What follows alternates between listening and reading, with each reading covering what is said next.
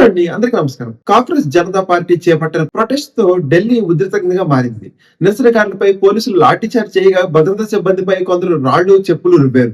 ఈ ఘటనలో పోలీసులు అమానవీయంగా ప్రవర్తించారంటూ తీవ్ర విమర్శలు వ్యక్తమవుతున్న నేపథ్యంలో ఢిల్లీ పోలీసు స్పందించింది. యూనిఫామ్ ధరించినంత మాత్రాన ఆ వ్యక్తికి బాధ ఉండదనుకుంటున్నారేమో. ప్రతి బ్యాచ్ వెనక ఒక స్పందించే హృదయం, ఒక కుటుంబం, దేశం కోసం విధులు నిర్వర్తించే బాధ్యత ఉంటుంది. డ్యూటీలో ఉన్న పోలీసుల సిబ్బందిపై దాడి జరగడం చూస్తుంటే ఆవేదనగా ఉంటుంది. అభిప్రాయ భేదాలను బలంగా వినిపించాలి. అదే సమయంలో వయలెన్స్ కు తావు ఇవ్వకూడదు.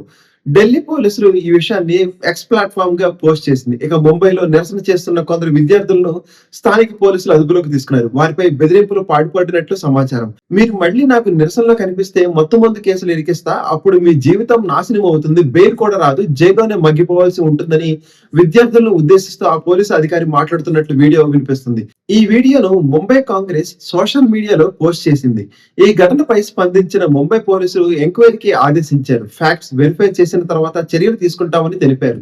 విద్యార్థులను బెదిరించిన అధికారిని ప్రస్తుతం పోస్టింగ్ నుంచి తొలగించారు. ఇంకా కాక్రోచ్ అనే పదంతో సోషల్ మీడియాలో పోస్ట్ చేసిన సిఆర్పిఎఫ్ కమాండెంట్ సోనియా గారు క్షణాల్లో పోస్ట్ వైరల్ అయింది. అయితే కొద్దిసేపటికి ఆమె పోస్ట్ ను డిలీట్ చేశారు. ఇదిలా ఉండగా కాంగ్రెస్ జనతా పార్టీ కార్యకర్తలకు బిగ్ షాక్ తగిలే అవకాశం కనిపిస్తుంది. చలో పార్లమెంట్ ప్రొటెస్టుల్లో పాల్గొని హింసకు పాల్పడిన వారిపై చట్టపరంగా కఠిన చర్యలు తీసుకునేందుకు హింసకు పాల్పడిన వారి పాస్పోర్ట్స్ ను రద్దు చేసే యోచనలో ఢిల్లీ పోలీసు ఉన్నట్లు పీటీఐ పేర్కొంది. ఇక సోమవారం జరిగిన చలో పార్లమెంట్ ప్రొటెస్ట్ సందర్భంగా పార్లమెంట్ పరిసరాల్లో ఏర్పాటు చేసిన బ్యారికేడ్స్ ను ధ్వంసం చేసిన విద్యార్థులు, సీజేపీ నేతలు ముందుకు వెళ్లే ప్రయత్నం చేశారు. పరిస్థితులు ఉధృతంగా మారడంతో పోలీసులు టియర్ గ్యాస్ షెల్స్ ను ప్రయోగించడంతో పాటు లాఠీ చార్జ్ చేశారు. ఈ ఘటనలో పలువురు నిరసనకారులతో పాటు పోలీసులకు కూడా గాయాలయ్యాయి. ధర్మేంద్ర ప్రధాన్ గారు రాజీనామాతో పాటు చేసుకున్న ప్రతి విద్యార్థి కుటుంబానికి ₹1,00,00,000 పరిహారం ఇవ్వాలని డిమాండ్ చేస్తూ సీజేపీ కార్యకర్తలు, విద్యార్థులు, వారి తల్లిదండ్రులు చలో పార్లమెంట్ కు పిలుపునిచ్చారు. ఈ ఉద్యమానికి సామాజిక కార్యకర్త సోనం వాంగ్చుక్ నిరాహార దీక్ష, ప్రతిపక్ష నేత రాహుల్ గాంధీ సహా పలువురు ప్రతిపక్ష నేతలు మద్దతు ఇవ్వడంతో ఉద్యమం మరింత ఊపందుకుంది. పలు చోట్ల ఆందోళనకారులపై పోలీసులు లాఠీచార్జ్ చేయడం, మరోవైపు పోలీసులపై నిరసనకారులు తిరగబడడం వంటి ఘటనలు చోటు చేసుకున్నాయి. ఈ నేపథ్యంలో శాంతియుతంగా నిరసనల పేరుతో హింసకు పాల్పడిన వారిపై కఠిన చర్యలు తీసుకునే యోచనలో ఢిల్లీ పోలీసులు ఉన్నట్లు సమాచారం. ఉద్దేశపూర్వకంగా దాడులకు పాల్పడిన వారి పాస్పోర్ట్లు క్యాన్సిల్ చేసే అంశంపై ఉన్నతాధికారులు చర్చలు జరుపుతున్నట్టు తెలుస్తుంది. ఈ ఘటనపై 118 మంది పోలీసులు గాయపడ్డారు. 15 నుంచి 20 ప్రభుత్వ వాహనాలు ధ్వంసమయ్యాయి.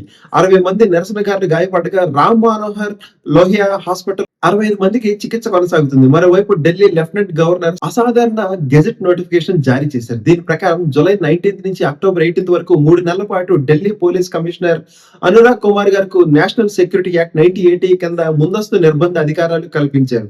శాంతి భద్రతకు విఘాతం కల్పించే వారిని విచారణ లేకుండా 12 days నుంచి 12 months వరకు డిటైన్ చేసే అధికారం ఉంటుంది. అయితే ఈ ఉత్తర్వులు ప్రతి 3 నెలలకోసారి జారీ చేసే సాధారణ ప్రక్రియ అని జూలై 7వ తేదీన దీనికి సంబంధించిన ఫైల్ ప్రాసెస్ అయిందని పోలీసులు స్పష్టం చేశారు.